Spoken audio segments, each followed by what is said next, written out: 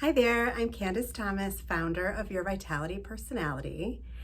I wanted to talk to you today about something that is so relevant to your quality of life, but it's probably something you had no idea was going on. And that is that your personality type wires you to be a love saboteur. So you probably had no idea that you are behaving as a love saboteur, but if you have an ego, chances are, at least part of the time, you are. So conditional love means that you have a set of conditions the other person needs to meet in order for you to find them worthy of love. And the rest of the time you withhold your love because they don't behave as you think they should.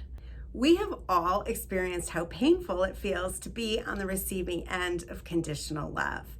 It really hurts to have it signaled to you that you are not worthy of love, and in fact are maybe even receiving contempt or disgust or loathing from somebody that you care about, or even somebody you don't know. It hurts just the same to be signaled that you are unlovable. So this, of course, sabotages your ability to connect with other people when you're in this state of mind, especially if you don't even realize that that's what you're doing. So I want to highlight a couple of personality types to use as examples. So the type 1, the ego-driven name for the type 1 is the judge. And this is because their mind is wired to look for specifically what's wrong with this picture. Where is the problem? And so in dealing in their relationships, they are really noticing how you didn't behave as well as you should have, right? Quote unquote shoulds. The type 1s are all about the shoulds.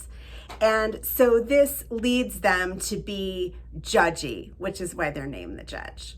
The type 2, on the other hand, might be watching this video thinking how exempt they are from this example because they're so loving towards other people.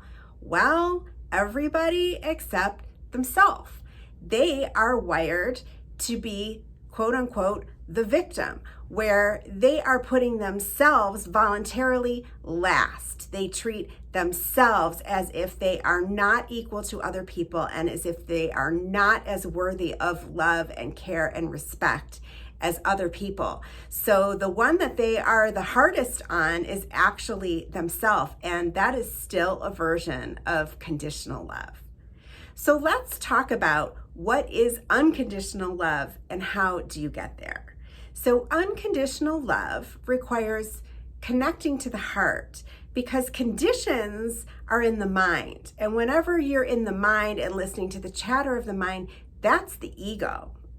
Your higher self, your spirit or soul, is speaking to you in the heart. So you need to drop out of the mind and into the heart, where you are then able to love and accept other people and yourself for the flaws that they hold as they are on the journey.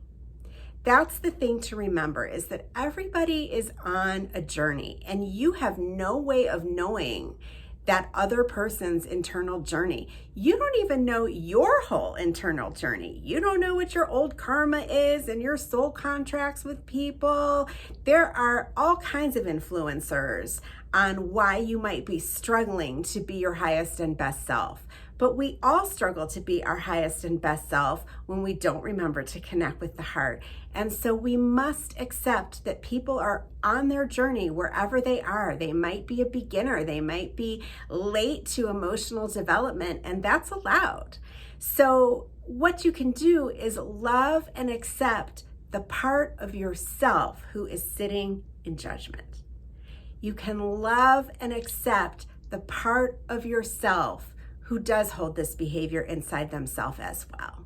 If you see somebody else being rude, you can love and accept the part of yourself who has been rude, because what is triggering you about this other person is something within yourself that you actually don't love and accept. So working on yourself, integrating yourself, loving and accepting your own self, your shadow behavior, softens your perspective towards other people and allows them to be who they are, even as they are learning and growing. I really appreciate you taking a minute to consider this. It has such deep impact on your quality of life, and I look forward to speaking with you next time.